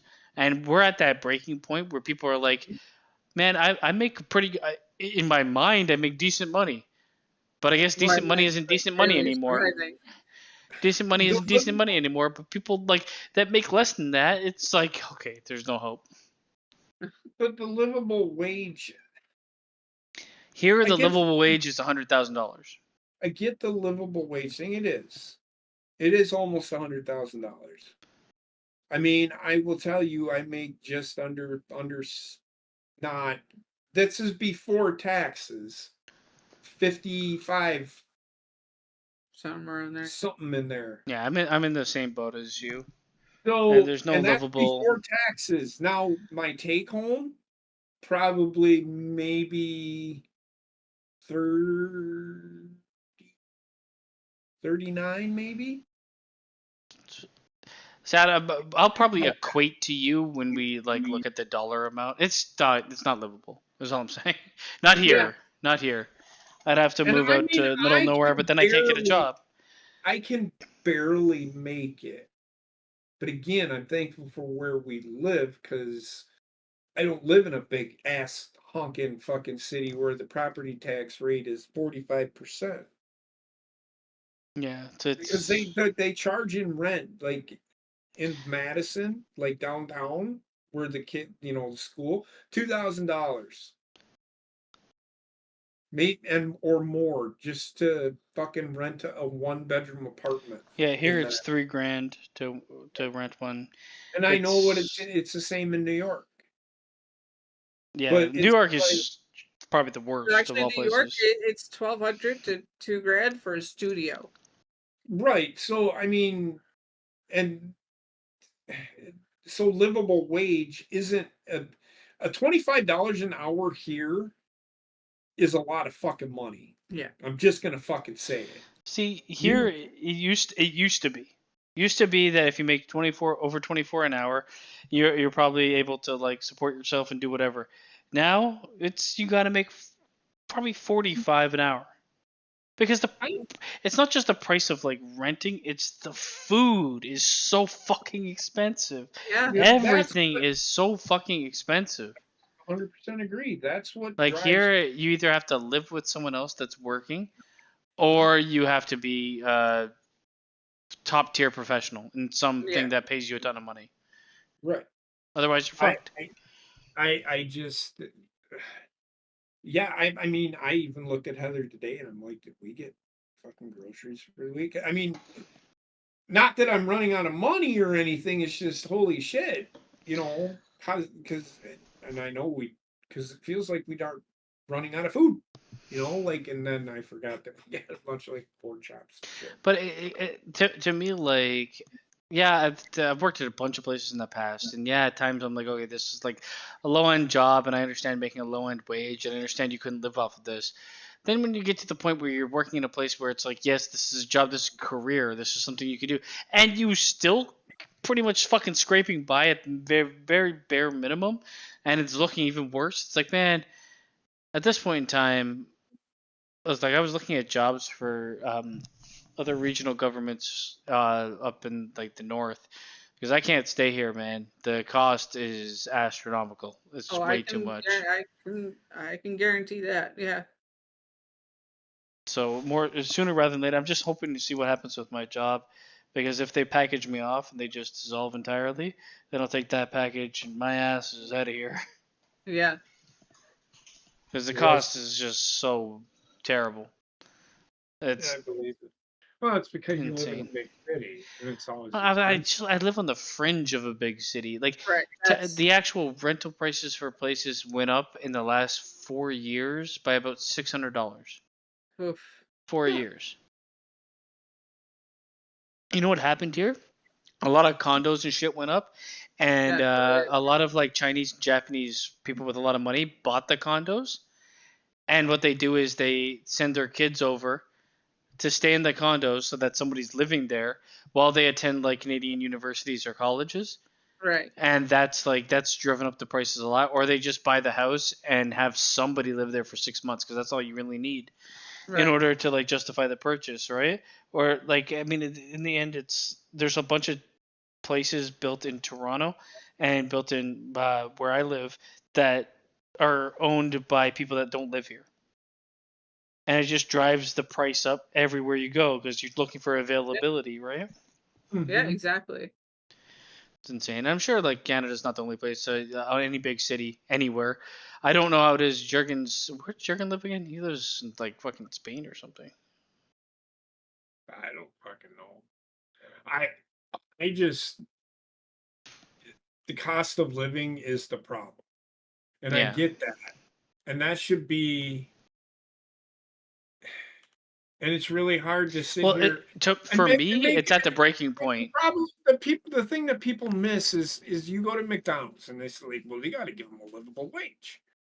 Personally, I'm just going to say this now. McDonald's is not one of those places you want to make a career out of. No. Not unless you're climbing up the ladder. McDonald's, in my opinion, should be a part-time job and a part-time job only for people that are also going to school. And that's really what should be working there. But they also have to McDonald's has to fucking remember that you have shit food. Stop selling it for $20. Right. Well, and that's why they're selling it for $20 because they have to fucking give everybody a living wage. Which is why they also installed those kiosks. Which is my point.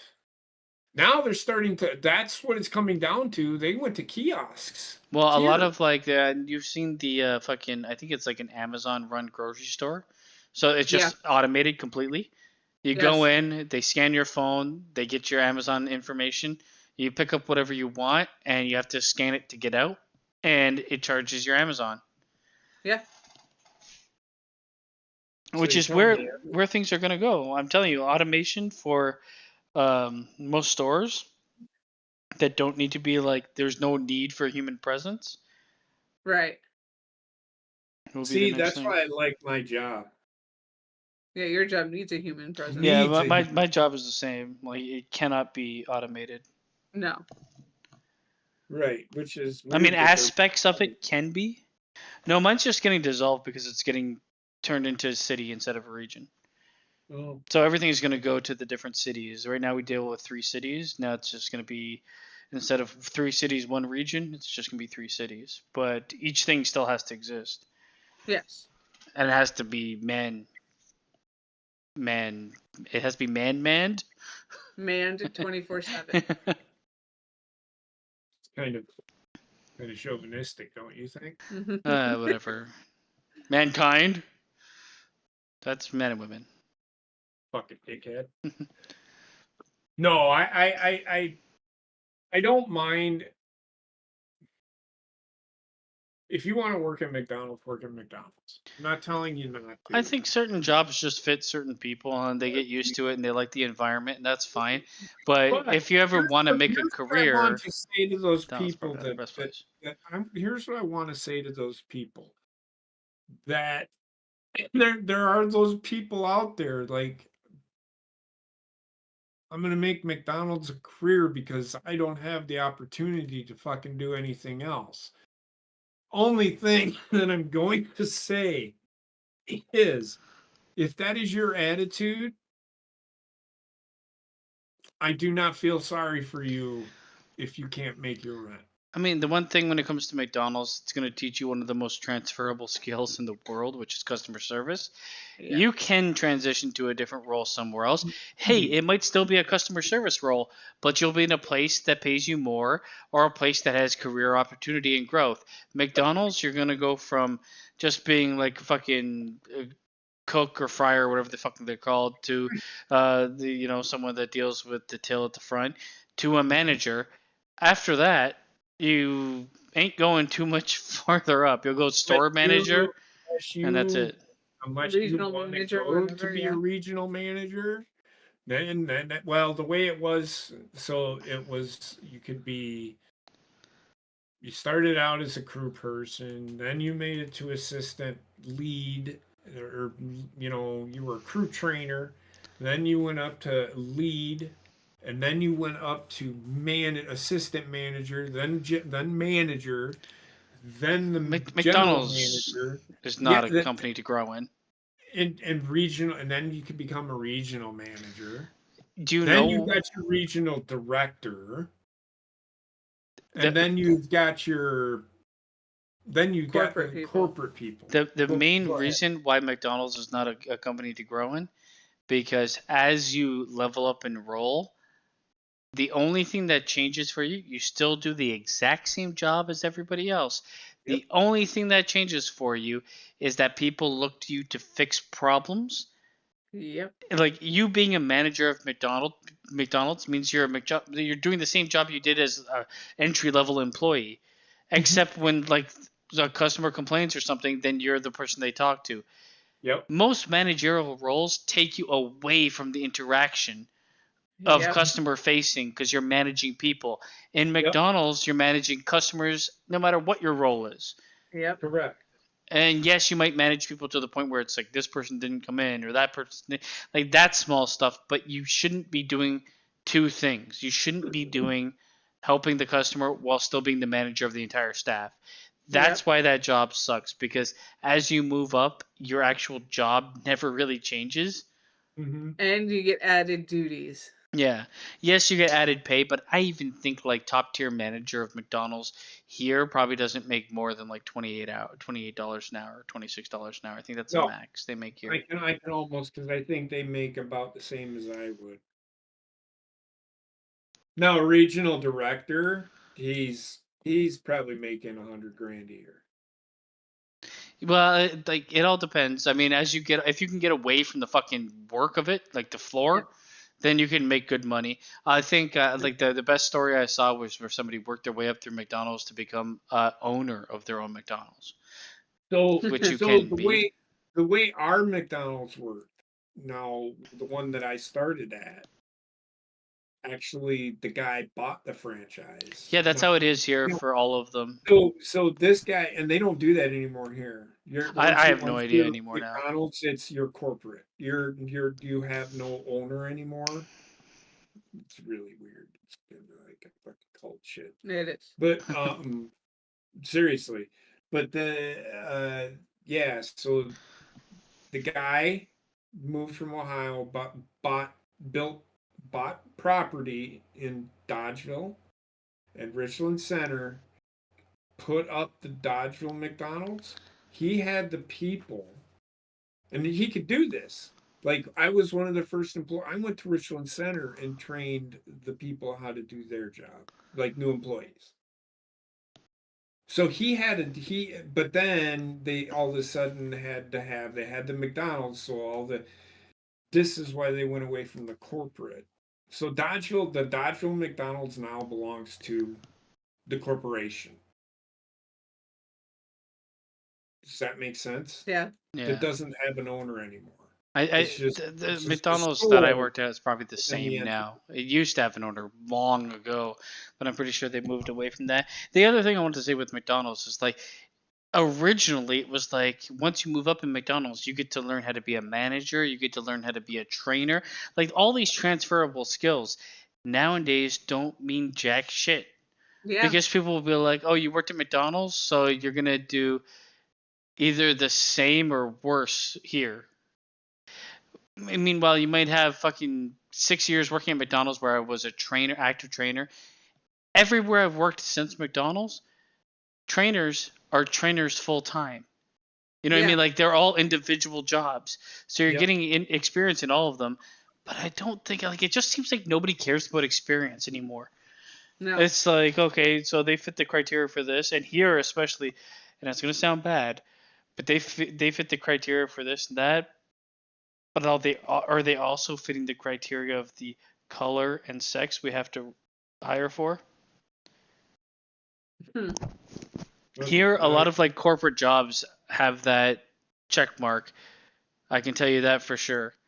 A lot of like entry level jobs, like McDonald's and stuff. Every fucking place I go to is like everybody's the same fucking color and same place where they come from. But anywhere else, it's like we have to have that mixed bag. Yeah. And we'll hire for a mixed bag versus hiring for who's best for the job, which is unfortunate. Yeah, there's some of that here too. Agreed. But that's it. We don't have much else to talk about. We went a lot longer than I thought we would. Yeah, I mean, the football thing, I'm kind of passionate about. I'm passionate about not fucking Canadian being shit. I don't care about fucking Travis Kelce and fucking Taylor Swift. That's not why I watch football. The Chicago Bears thing, I mean, I'm just saying, I could be wrong, but I think they need to change owners. They need to sell that team. That's just simple fact. I don't know if this is actually a thing, but it's not a shit on the fans. I actually feel bad for the fans. I really, truly, honestly do. I think you should. There's so much tradition within that fucking franchise. We wouldn't. They have that tradition. They are football. The Packers, the Bears, that is football. I could show you games that it just, but it's just become laughable anymore. I just can't sit here and tell you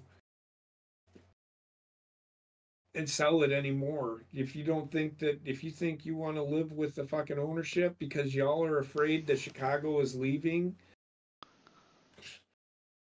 on you. No hope, man. There's no hope for you.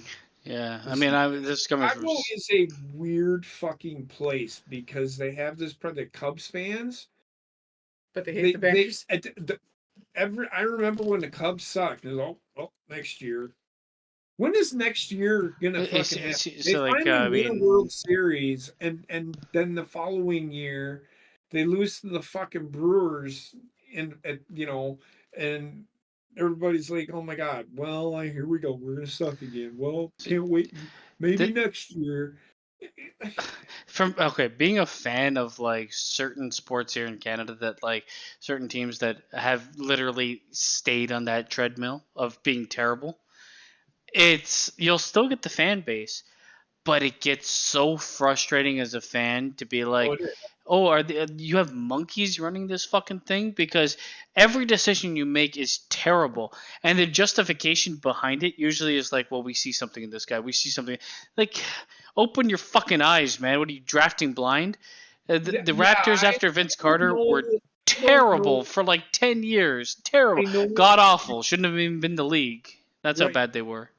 I know that the general manager, and the thing is, I'm telling you, if the Bears have a pretty, it's frustrating to sit here. I'm not even a Bears fan, and I find but I can tell you, like, once the fan base accepts it, they'll go forever like that. Like they'll go forever until there's like serious financial talks of them losing, like basically ownership will change hand or something, because a lot of times then someone buys the fucking franchise and they might not be caring too much about maximizing money. It's like, well, I'm a fucking quadrillionaire. What is fucking $50 billion versus 51.5 because the team is better. They don't give a shit, and then they hire people that know jack shit about it because they know jack shit about it. It just trickles down. The thing is, their general manager does know this shit. Then they just don't care, and this is where I get to most things. If like management doesn't care, then I don't care. I think the ownership just won't, because they have a real opportunity to spend some money there, and they just don't do it. Yeah, I feel you. That's the ownership. That's the ownership. They still have to get approval from the ownership and the board of their directors or whatever. They're not a public company, but they have a board because the lady that owns the team is incoherent. Probably. They say, "Hey, Mom, wake up! It's 2:00 in the afternoon." Like, goddamn, let the woman fucking sleep. She's 100. Like, this is where the Bears franchise is. I don't think it's that they don't care. I think it's just that they don't get it anymore. That's what it's probably I think. A combination of the two things, to be honest. It's probably out of touch, and it's making me money enough to sit at home and fucking live a lavish lifestyle. I don't care about putting on a better team because now I'm using the Bears to make my life better, not worrying about making the Bears better. So that's I think where it is. But I don't want to talk about it too much anymore. I gotta take a piss like a fucking racehorse. Okay. And we've gone on for a little close to 2 hours, I think. There we go. That's pretty good. We should be back on Wednesday. I gotta get back into Elden Ring. I just don't know what day I'm gonna do it. This week is so busy for me. I hear you. I go back to work starting Tuesday, so. Yeah, this work week is going to be super busy for me, so I'll see where I can fit it in. But Wednesday is probably where we're going to be back. We'll probably be playing Move Out 2 again. I will not be there this time, guys. And hopefully this Saturday coming up, we'll be starting the Star Wars Roundtable. Heather has created some pretty cool, I think, thumbnails. So I know you sent me the list. I'm going to have to look at it again. That's how we're watching, right? No? Okay. No, well, why'd you send me that list then? Because you asked for it. Okay. Well, we're starting with Star Wars Episode 3, 4. Episode 1. Episode 1. Okay. All right, good. All right. We're going to get out of here. Thanks for hanging out, guys. Everybody in the chat. Talk to you guys soon. Peace out. Night, guys.